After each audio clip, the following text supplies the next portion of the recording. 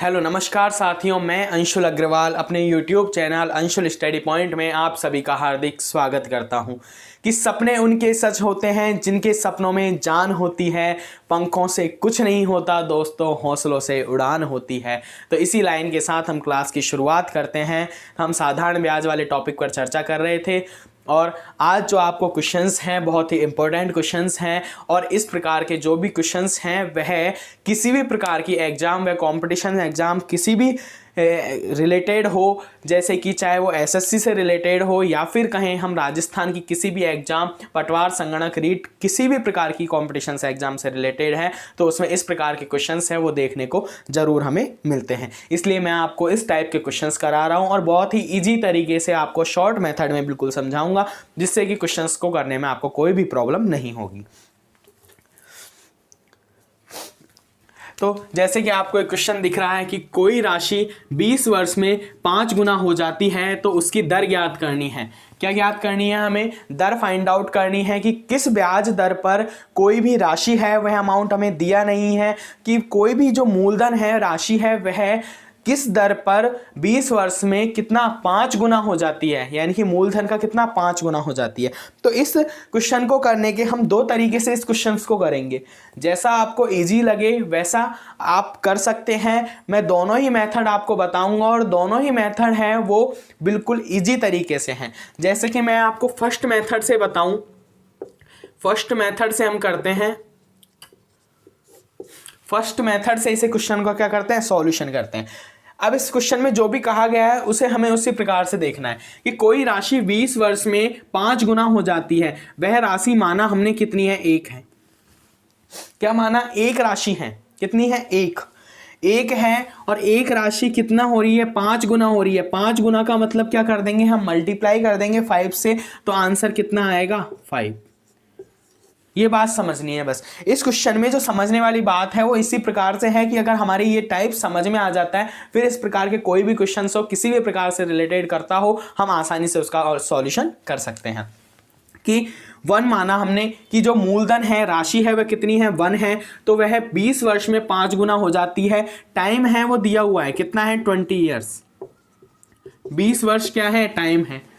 और एक राशि है वह कितनी, 5 गुना हो जाती है। 5 गुना का मतलब क्या हो जाता है, 5 हो जाती है। 1 माना है हमने इसलिए, तो यह क्या है, यह तो मूलधन हो जाता है।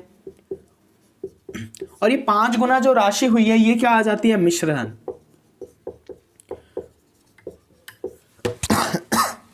यही बात समझने वाली है कि जो ये मूलधन है, हमने 1 माना है कि वह राशि 1 है और क्वेश्चन में कहा गया है कि टाइम 20 वर्ष में वह राशि 5 गुना हो जाती है। 5 गुना होने का मतलब है कि उसका जो मिश्रधन है, यानी कि हम बात करें मूलधन प्लस इंटरेस्ट, ब्याज, दोनों का ऐड है वो कितना है, मिश्रधन है, वो कितना हो जाता है, 5 हो जाता है। तो ये बात हमारी समझ में आ गई। अब जो इनका डिफरेंसेज है बीच में, हमारी ये बात समझ में आ गई कि 1 से कितना हो रहा है, 5 हो रहा है, मूलधन मिश्रधन। तो ये जो डिफरेंस है बीच का, ये किसको शो करेगा, ये शो करेगा ब्याज को। और ब्याज कितना आ रहा है, 5 में से हम -1 करेंगे तो कितना आ जाएगा, 4 आ जाएगा। ये जो तरीका है मैंने आपको बताया है, ये तरीका हमें याद में रखना है। क्वेश्चंस का हम सॉल्यूशन बहुत ही इजी तरीके से आसानी से कर सकेंगे, क्योंकि अब हमें यहाँ से ब्याज की वैल्यू पता है, मूलधन की वैल्यू पता है, टाइम की वैल्यू पता है, तो हम सिंपल इंटरेस्ट वाले फॉर्मूले से दर आसानी से और इजी ज्ञात कर सकते हैं। तो यहाँ से हमें पता चला कि मूलधन कितना हो गया, 1 हो गया, ब्याज कितना हो गया, 4 हो गया, और टाइम कितना दिया हुआ है, 20 ईयर्स। दर हमें फाइंड आउट करनी है, तो हम सिंपल इंटरेस्ट वाले फॉर्मूले से आसानी से कर सकते हैं। तो आपको ये तरीका अच्छी तरीके से समझ में आ गया होगा कि हमने क्या माना है, मूलधन 1 माना है और कहा गया है क्वेश्चन में कि 5 गुना हो जाती है वह राशि 20 वर्ष बाद में। तो 5 गुना होने का मतलब 5 मिश्रधन हो गया। तो इन दोनों का डिफरेंस जो निकल कर आ रहा है वो 4 है, और 4 क्या शो कर रहा है, ब्याज को। तो हम जानते हैं मूलधन प्लस ब्याज इज इक्वल टू में क्या होता है, मिश्रधन होता है। तो ये बात आपको समझ में आ गई होगी। तो इसी का हम यूज करेंगे इस क्वेश्चन में। जो मैं आपको फर्स्ट मेथड बता रहा हूँ वो इसी पर आधारित है कि हमने क्या माना है, फर्स्ट मूलधन माना है और ये कितना हो जाता है, ये 5 हो जाता है। यानी कि बात करें हम, ये शो कर रहा है P मूलधन को और ये अमाउंट को, मिश्रधन को। और जो ये बीच का बचा हुआ कहें तो डिफरेंस है वो किसको शो करेगा, इंटरेस्ट को शो करेगा। और इंटरेस्ट कितना आएगा, 4 आएगा। अब यहाँ से हम फॉर्मूला यूज करेंगे, कौन सा, simple interest is equal to में P into R into T upon में 100। ये फॉर्मूला हम क्या करेंगे, यूज़ करेंगे। यहाँ से हमें SI इंटरेस्ट की वैल्यू पता है कितनी है 4 इज इक्वल टू में P मूलधन पता है कितना है 1 इंटू आर हमें दर ज्ञात करनी है, इसलिए R as it is. Time कितना दिया हुआ है, टाइम यहाँ दिया हुआ है कितना है 20 ईयर्स, 20 वर्ष का क्या है टाइम दिया हुआ है, तो 20 वर्ष हम मल्टीप्लाई कर देंगे अपॉन में 100। तो इसका क्या करेंगे, हम सॉल्यूशन करेंगे। तो 20 से 100 कितनी बार, 5 बार कैंसिल हो जाता है। तो यहाँ से हम बात करें 5 को यहाँ मल्टीप्लाई करेंगे 20 इज इक्वल टू में आर। तो यहाँ से हमें पता चली कि आर बराबर कितना आ जाएगा 20%, और यही हमें क्या है फाइंड आउट करना था। तो हमने बहुत ही इजी तरीके से और कम टाइम में इस सॉल्यूशन को किया है कि कोई राशि 20 वर्ष में 5 गुना हो जाती है तो उसकी दर क्या होगी, उसकी जो रेट है ब्याज दर वह क्या होगी। आंसर हमने फर्स्ट मेथड, मैंने आपको बताया था कि मैं 2 मेथड से इस प्रकार के क्वेश्चंस का सॉल्यूशन करना बता रहा हूँ आपको, जिसमें कि फर्स्ट मेथड में हमें टाइम दिया हुआ है 20 वर्ष, हमने मूलधन माना है ये कितना, एक मूलधन मानने का कारण ये है कि हम डायरेक्ट क्वेश्चंस का सॉल्यूशन कर सकते हैं। जैसे कि 5 गुना कहा गया है तो 5 गुना करने के लिए हमने 1 का क्या कर दिया 5 से मल्टीप्लाई, तो 5 गुना क्या हो गया मिश्रधन हो गया और मूलधन 1 है, और इसका डिफरेंस जो है वो इंटरेस्ट को शो करेगा, क्योंकि मूलधन प्लस इंटरेस्ट क्या होता है, अमाउंट होता है, मिश्रधन होता है। तो यहाँ से हमें ब्याज की वैल्यू पता चली, मूलधन हमें यहाँ से पता चला, दर हमें ज्ञात करनी है, टाइम दिया हुआ है, अपॉन में 100 किया तो आर का मान आया 20%। तो आपको ये आसानी से समझ में आ गया होगा। अब हम करते हैं सेकंड मेथड से। दोनों मेथड से आप किसी भी प्रकार से क्वेश्चंस का सॉल्यूशन कर सकते हैं, दोनों ही इजी सॉल्यूशन है। यहाँ हमने 1 माना है और अब हम यहाँ मान रहे हैं 100 बस, क्योंकि आप जब भी क्वेश्चंस का सॉल्यूशन करते आए हैं तो हम मूलधन को 100% माना है, इसलिए मैंने इस तरीके से भी इस क्वेश्चन को कराना कि सोचा है। तो 100 क्या हो जाता है, मूलधन हो जाता है, ये क्या है P मूलधन को शो कर रहा है। तो यहाँ से 5 गुना होने का मतलब क्या है, वही 5 से मल्टीप्लाई, और 5 से मल्टीप्लाई करने पर कितना आएगा 500, और ये किसको शो कर रहा है, वही अमाउंट को, मिश्रधन को। सेम है, एज इट इज है, कुछ भी फर्क नहीं है। जहाँ हमने मूलधन 1 माना है यहाँ हमने मूलधन क्या है 100 माना है, ये 500 हो गया। इसके बाद में जो है डिफरेंस शो कर रहा है वो इंटरेस्ट को शो कर रहा है, और इंटरेस्ट कितना होगा 400। 500 में से हमने 100 माइनस कर दिए तो कितना आया 400, वही एज इट इज़ है, जैसे इसमें 100 की, इसमें 1 किया था, इसमें 100 किया है। उसके बाद में हमें इस तरीके से हम क्वेश्चंस को करते हैं तो हमें एक बात में ध्यान में रखनी है कि जब हमें मूलधन हमने मान लिया है, मिश्रधन हमें इस तरीके से ज्ञात हो गया है और इंटरेस्ट भी ज्ञात हो गया है, तो हमेशा क्वेश्चन में या तो दर पूछेगा या टाइम पूछेगा। इस प्रकार के क्वेश्चंस में 2 ही कंडीशंस बन सकती है, या तो वह ब्याज दर पूछ सकता है या फिर वह समय पूछ सकता है कि कितने समय में यह राशि 5 गुना हो जाती है। इस प्रकार के क्वेश्चंस आ सकते हैं। तो हमें एक वैल्यू दी हुई होगी और एक वैल्यू हमसे फाइंड करने को कहा गया हो। अगर हमें वर्ष दिया हुआ है तो हमें फाइंड आउट क्या करना है, दर। ये हमेशा हमें याद में रखना है, और इस प्रकार के क्वेश्चंस में आपको इसी प्रकार की वैल्यूज देखने को मिलेंगी कि अगर हमें वर्ष दिया हुआ है तो हमें दर ज्ञात करनी है, और अगर हमें दर दी हुई है, ब्याज दर दी हुई है, तो हमें क्या है टाइम, समय ज्ञात करना है। 2 ही कंडीशंस होंगी इस प्रकार के क्वेश्चन में। तो इसलिए इस तरीके से सॉल्यूशन करने में क्या करना है, हमें कुछ भी नहीं करना। 400 जो इंटरेस्ट आया है इसमें डिवाइड करना है किसका, जो भी वैल्यू दी हुई है। अगर हमें टाइम दिया हुआ है तो टाइम का से डिवाइड करना है, और अगर दर दी हुई है तो दर से डिवाइड करना है, और जो आंसर में आएगा वो उसके अपोजिट होगा। अगर यहाँ हम टाइम से अगर डिवाइड कर दें तो यहाँ क्या आएगी, दर आएगी, और अगर हम बात करें यहाँ दर से डिवाइड कर दें तो यहाँ क्या आएगा, टाइम आएगा। तो ये बात हमें ध्यान में रखनी है इस क्वेश्चन में। तो अब हम क्या करते हैं, इस क्वेश्चन को देखते हैं। जैसे कि यहाँ क्या है 20 ईयर्स दिया हुआ है टाइम, तो हम टाइम से क्या कर देते हैं, डिवाइड कर देते हैं, और टाइम से डिवाइड करने पर क्या आ जाएगा 20। तो ये 20% क्या आ गई, दर। मैंने कहा था आपको कि यहाँ अगर हम टाइम से डिवाइड करते हैं तो यहाँ क्या प्राप्त होगी, हमें ब्याज दर प्राप्त होगी, और अगर हम यहाँ दर से डिवाइड करते हैं तो क्या होगी, हमें समय प्राप्त होगा। तो आपको ये समझ में आ गया होगा। फर्स्ट मेथड हमने बेसिक तरीके से बेसिक फॉर्मूले का यूज़ करते हुए किया है, जिसमें कि हमने क्या किया है, सिंपल इंटरेस्ट का फॉर्मूला लगाया है, मूलधन इंटू समय इंटू दर बटा 100। तो यहाँ से हमने क्या है, मूलधन को कितना माना, 1 माना, और उसके बाद में मिश्रधन कितना आया, 5, क्योंकि 5 गुना कहा गया है। तो आपको ये क्वेश्चन से है अच्छी तरीके से समझ में आ गया होगा। दोनों मेथड से मैंने आपको बता दिया है, और यहाँ हमने 100 माना है, 100 का 500 हो जाता है, 400 इंटरेस्ट होता है। और हमेशा इस प्रकार के क्वेश्चंस जब भी गुना वाले क्वेश्चंस हो तो उनमें हमें क्या करना है, जो भी इंटरेस्ट जो डिफरेंस आता है उस इंटरेस्ट में दी हुई वैल्यू का हमें क्या करना है, डिवाइड करना है। वो दी हुई वैल्यू या तो टाइम होगी या दर होगी, और जो भी हम कहें तो डिवाइड करते हैं उसके अपोजिट वैल्यू हमें प्राप्त हो जाती है। अगर यहाँ टाइम से डिवाइड करते हैं तो दर प्राप्त होगी, और दर से डिवाइड करते हैं तो टाइम प्राप्त होगा। तो आपको इजी समझ में आ गया होगा। इसी तरीके का एक क्वेश्चन और करते हैं।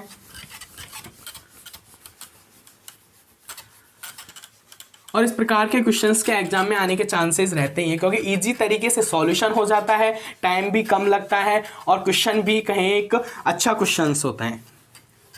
जैसे कि नेक्स्ट क्वेश्चन दिया हुआ है कि कोई राशि 6% की दर से 6% ब्याज की दर से 4 गुना होने में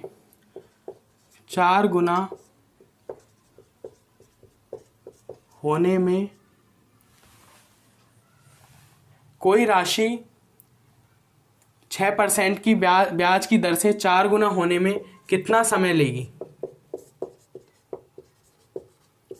कितना टाइम लगेगा।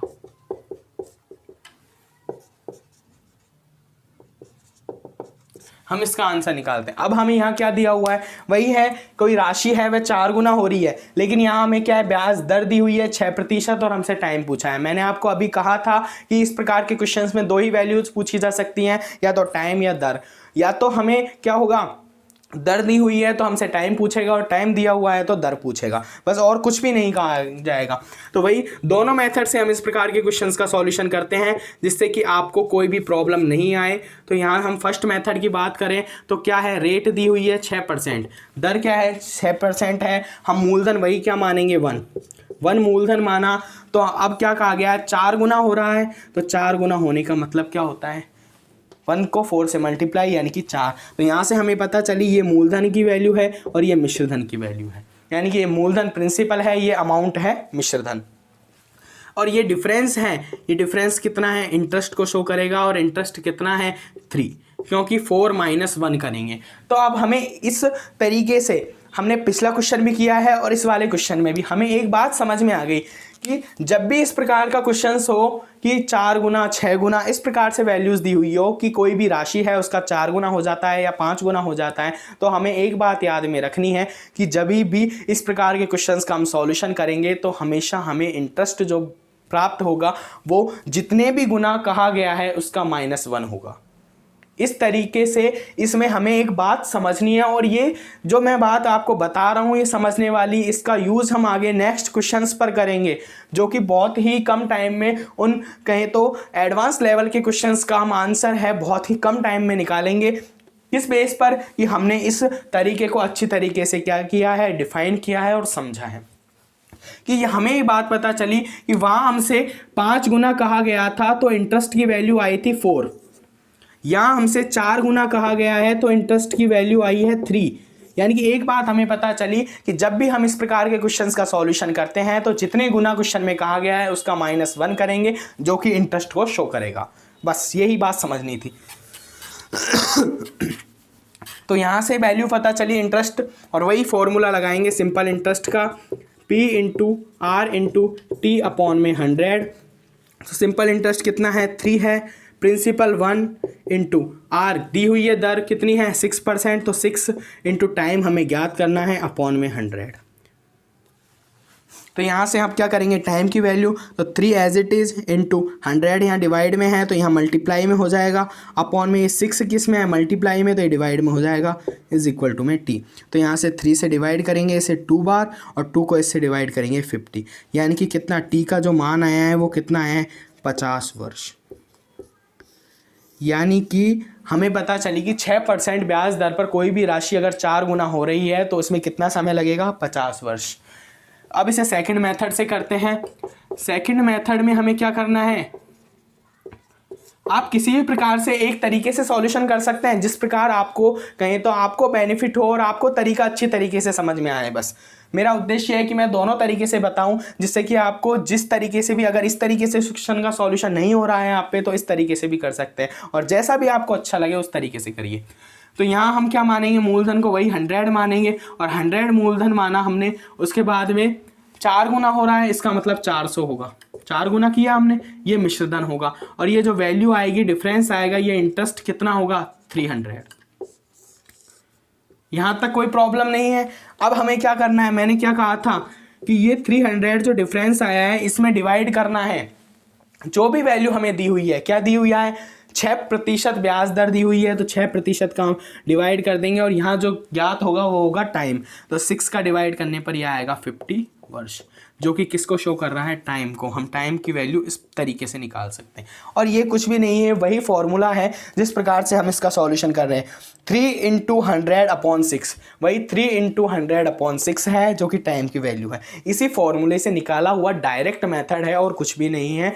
आप जिस तरीके से भी आपको समझ में आए, हमें अगर कम टाइम में सॉल्यूशन करना है, हम जानते हैं कि एग्जाम में जब हम क्वेश्चंस पेपर करते हैं तो हमें वहाँ क्वेश्चंस का सॉल्यूशन करने के साथ साथ में यह भी ध्यान में रखना होता है, क्योंकि टाइम है वह बहुत ही इम्पोर्टेंट होता है। किसी भी एग्ज़ाम को हम अगर दे रहे हैं तो उसमें हमें यह भी ध्यान में रखना होता है कि कितने टाइम में किस प्रकार के क्वेश्चंस का सॉल्यूशन करना है। तो इसलिए क्या है, इस प्रकार से आप क्वेश्चंस का सॉल्यूशन करिए, जिससे कि क्या हो, डायरेक्ट हमें आंसर निकल जाए और इजी तरीके से और कम टाइम में निकल जाए। तो आपको ये तरीका है वो अच्छे तरीके से समझ में आ गया होगा। मैंने बहुत ही अच्छी तरीके से डिफाइन किया है, आपको ये समझ में आ गया होगा। आगे नेक्स्ट क्वेश्चंस पर चलते हैं हम, जो कि एक एग्जाम में भी आया हुआ है, यानी कि प्रीवियस ईयर्स के पेपर से उठाया गया क्वेश्चन है।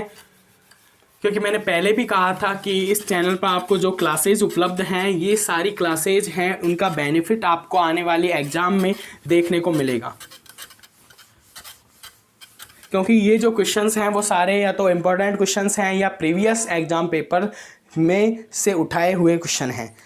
कि यदि एक धनराशि, क्वेश्चन है, यदि एक धनराशि 12 वर्ष में, कितनी, 12 वर्ष में एसआई की दर से, यानी कि सिंपल इंटरेस्ट, साधारण ब्याज की दर से, साधारण ब्याज की दर से दुगनी हो जाती है। ये थोड़ा सा उससे डिफरेंट क्वेश्चन है, यानी कहें तो थोड़ा सा इसका लेवल एडवांस है और कुछ भी नहीं है। हो जाती है तो वह राशि कितने वर्षों में तिगुनी हो जाएगी, कितने वर्षों में तिगुनी हो जाएगी, यानी कि 3 गुना हो जाएगी, तिगुनी हो जाएगी। ये बहुत ही, ये भी इजी क्वेश्चन है, कुछ ज़्यादा टिपिकल नहीं है, बट हमें क्या है, इसमें जिस प्रकार से हमने पिछले फॉर्मूले यूज़ किए हैं उसी तरीके से करना है। क्योंकि मैंने आपको कहा था अभी थोड़ी देर पहले कि हम जो ये 1 और मानकर और जो मल्टीप्लाई कर रहे हैं कि 5 गुना होगा, 4 गुना होगा, और इसमें जो इंटरेस्ट की वैल्यू आ रही है वो किससे आएगी, वो टोटल जो वैल्यू है उसमें से -1 है। यानी कि 5 गुना कहा गया है तो 4 इंटरेस्ट की वैल्यू आती है, 6 गुना कहा गया है तो 5 इंटरेस्ट की वैल्यू आती है। तो ये वैल्यूज़ का हम यूज़ करेंगे और यूज़ होगा यहाँ पर। मैं आपको इसके भी 2 तरीके बताता हूँ, बट आप दूसरे तरीके से करोगे वो बहुत ही ईजी तरीका होगा। तो अब मैं फर्स्ट तरीके से पहले आपको बता देता हूँ। और ये क्वेश्चन ये क्वेश्चन प्रीवियस एग्जाम में आया हुआ है, और वो प्रीवियस एग्जाम थी CET 2023 का 12th सीनियर सेकेंडरी वाला जो पेपर हुआ था उसमें आया हुआ क्वेश्चन है ये। क्योंकि मैंने आपको पहले ही कह दिया था कि इन क्लासेज पर जो भी क्वेश्चंस होंगे वो प्रीवियस एग्जाम पर आधारित होंगे और इम्पोर्टेंट होंगे।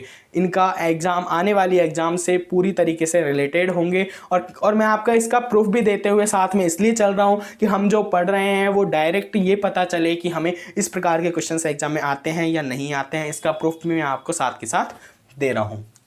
तो हम फर्स्ट मेथड की बात करें तो उससे हम क्वेश्चन का सॉल्यूशन करते हैं कि एक धनराशि है, कोई भी मूलधन है, वह 12 वर्ष में एसआई की दर से दुगना हो जाता है। तो दुगना हो जाता है तो वही तरीका हम यूज़ करते हैं। कैसे? कि 100 है, हमने माना कितना है, 100 है, फिर उसके बाद में क्या किया है हमने, 100 है तो यह एसआई की दर से दुगना हो रहा है। दुगना होने का मतलब कितना हो जाता है, 200। ये बात समझ में आ गई? यानी कि हम जो पिछले क्वेश्चंस में सेकंड मेथड यूज किया था उसे फर्स्ट मेथड में यूज कर रहे हैं और कुछ भी नहीं है। कि 100 है उसका 200 हो जाता है, तो कहा गया है दर से दुगनी हो जाती है एसआई की दर से। अब वह हमें दर पता नहीं है कितनी है, लेकिन हमें टाइम दिया हुआ है, और टाइम कितना दिया हुआ है, 12 ईयर्स, 12 वर्ष। यानी कि हम यहाँ तक का क्वेश्चन पढ़ें तो वह पिछले क्वेश्चंस की तरह ही है, इसे आगे एडवांस नेक्स्ट क्या किया गया है, ऐड किया गया है। 100 से 200 हो जाता है, तो ये क्या है, मूलधन है, और ये क्या है, मिश्रधन है, और ये इंटरेस्ट कितना आ जाता है, 100 आ जाता है। ये बात हमारे समझ में आ गई। इंटरेस्ट कितना हो जाता है, 100 हो जाता है। 12 वर्ष में एसआई की दर से दुगना हो जाता है। दुगने का मतलब 100 का कितना हो गया, 200 हो गया। इंटरेस्ट 100 आया। तो अब हम यहाँ से क्या करेंगे, हमें क्या चाहिए, दर चाहिए। दर में है, दर ज्ञात करनी है, तो हम क्या करेंगे, टाइम से डिवाइड करेंगे, और टाइम दिया हुआ है कितना, 12 वर्ष। तो ये क्या आ जाती है, परसेंटेज। यानी कि कहें तो दर कितनी आ जाती है, 100/12 परसेंटेज क्या आ जाती है, दर आ जाती है। इसका हम सॉल्यूशन कर लेंगे या तो, और अगर सॉल्यूशन भी नहीं करते हैं क्योंकि हमें आगे जो पूछा है उसकी हमें कैलकुलेशन करनी है कि वह राशि कितने वर्षों में। अब यहाँ हमें टाइम ज्ञात करना है कि तिगुनी हो जाएगी, और हमने ये दर ज्ञात इसलिए की है क्योंकि नीचे वाले क्वेश्चन में आप देखो तो तिगुना कहा गया है, कितने वर्षों में कहा गया है, लेकिन यहाँ क्या है, दर नहीं दी हुई है, इसलिए हमने क्या है, दर फाइंड आउट की है। अब हम यहाँ से सेकंड कंडीशन की बात करें तो क्या हो रहा है, कितने वर्षों में तिगुनी हो जाएगी। तिगुनी का मतलब 100 है, वो 300 होनी चाहिए, और 100 का 300 कब होगा, जब इंटरेस्ट कितना होगा, 200 होगा। तो इंटरेस्ट 200 है, हमसे पूछा क्या है, टाइम पूछा है, तो हम क्या करते हैं, 200, और दर क्या होगी, 100/12। तो यहाँ से हम इसे डायरेक्ट चाहे निकाल लेते हैं, कितना आएगा 12 का इसमें डिवाइड करने पर 8 पॉइंट कितना आ जाएगा, 40, 30, या फिर हम इसे डायरेक्ट ही कर लेते हैं। डायरेक्ट क्या हो जाएगा, कैंसिल हो जाएगा। यानी कि 100/12 परसेंटेज है। अब यहाँ हमें आर से क्या करना है, डिवाइड करना है। तो आर से डिवाइड करने पर हम क्या करेंगे, 100 तो यहाँ आ जाएगा, अपॉन में जो 12 आएगा वो मल्टीप्लाई में ऊपर चला जाएगा। ये समझ में आ गया। और यहाँ से 00 से 00 कैंसिल, तो टाइम कितना आएगा, 12 × 2 24 ईयर्स। कुछ नहीं, मैंने कैलकुलेशन करने के लिए ही इस पार्ट को कहें तो इसका परसेंटेज नहीं निकाला है, हमने डायरेक्ट क्वेश्चन का सॉल्यूशन किया है। R = जो भी आया है उस दर को हमने डायरेक्ट यहाँ यूज़ की है कि टाइम निकालना था, हमें इंटरेस्ट था, हमें पता है टाइम जब भी निकालते हैं हम दर का क्या करते हैं, डिवाइड करते हैं। तो डिवाइड किया 100/12, तो 12 क्या हो जाता है, मल्टीप्लाई में ऊपर की ओर। तो यहाँ से T कितना आया, 24 वर्ष। जबकि मैं आपको इसका एक सेकेंड मेथड बताता हूँ, और उसके अनुसार ही हमें क्वेश्चन का सॉल्यूशन कर रहे हैं। आगे हम जब भी क्वेश्चंस करेंगे वो सेकंड मेथड के आधार पर करेंगे। हमें क्या है, इस प्रकार के जब भी क्वेश्चंस दिए हुए हों कि कोई धनराशि 12 वर्ष में एसआई की दर से दुगनी हो जाती है और राशि कितने वर्षों में तिगुनी हो जाएगी, यानी कि पहले कुछ कंडीशंस दी हुई है और सेकंड कंडीशंस हमसे पूछी है। तो अब हम क्या करेंगे, दो वैल्यूज़ समय और ब्याज, ये दो कहें तो वर्ड हम लिख लेंगे, और जो भी यहाँ दिया हुआ है उसे एज इट इज़ लिख देंगे। समय कितना है, 12 ईयर्स। 12 वर्ष में जो ब्याज है वो कितना हो रहा है, ब्याज हमें फाइंड आउट करना है, ब्याज कितना हो रहा है, किस प्रकार से। हमने मूलधन माना है 1, ब्याज कितना टोटल कितना हो रहा है, दुगनी हो रही है वैल्यू। ये देखो कि कोई धनराशि 12 वर्ष में एसआई की दर से दुगनी हो जाती है। दुगनी का मतलब 1 थी, 1 में दुगनी हो रही है, तो इंटरेस्ट कितना आ रहा है, इंटरेस्ट आएगा 1, और ये 1 क्या है, ब्याज है, यही फाइंड आउट करना है। तो यहाँ से हमें क्या है, ब्याज लिख देना है। ये बात समझ में आ गई होगी। और मैं आपको पहले भी बता चुका हूँ कि जब भी ये दुगनी वाली बात कहें, यानी कि कितने भी गुना कहे, उसमें से हमें -1 करना है, जो किसको शो करेगा, ब्याज को शो करेगा। तो यहाँ से हमें क्या है, वैल्यूज़ अच्छी तरीके से पता चलेंगी। तो हमने क्या लिखा है, समय और ब्याज। फिर समय कितना है, 12 ईयर्स। दुगना कहा गया है तो दुगना का मतलब -1 करना है, 1 हो गया। उसके बाद में पूछा है कितने वर्षों में, कितने वर्षों के लिए हम मानते हैं x, हमें फाइंड आउट करना ही है वैल्यू। तो x हो गया टाइम। अब ब्याज कितना है, कितने वर्षों में, तिगुनी हो जाएगी।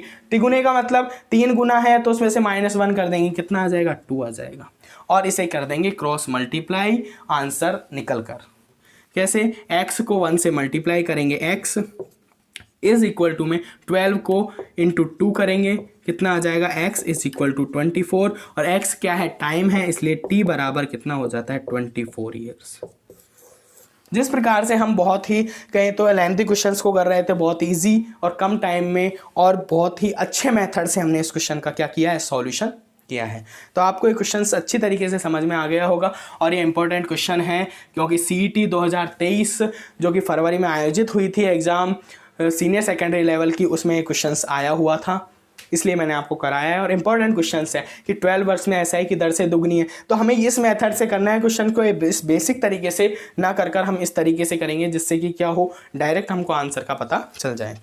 कि यहाँ हम क्या लिखेंगे, यहाँ समय और यहाँ ब्याज, दो कंडीशंस हमें पता करनी है। तो समय यहाँ दिया हुआ है 12 है और ब्याज हमें फाइंड आउट करना है। तो हम जानते हैं ऐसा ही इधर से दुगना हो रहा है, यानी कि अमाउंट हो रहा है दुगना, कोई भी मूलधन है वो दुगना हो रहा है, अमाउंट कितना हो गया, दुगना। तो 2 गुना है तो उसमें ब्याज कितना होगा, 1 होगा। इस बात को मैं आपको पहले भी बता चुका हूं कि हमें क्या करना है, जितनी भी गुना कहा गया है उसमें से -1 करना है। तो दुगुना कहा गया है तो 1 हो गया। इसके बाद में तिगुनी कहा गया है तो 3 गुना, यानी कि उसमें से -1 करना है, 2। तो और ये वैल्यूज़ हमें फाइंड आउट करनी है टाइम, इसलिए इसे क्रॉस मल्टीप्लाई करना है, इज इक्वल टू में लिखना है, वैल्यू आंसर निकल कर आ जाएगा।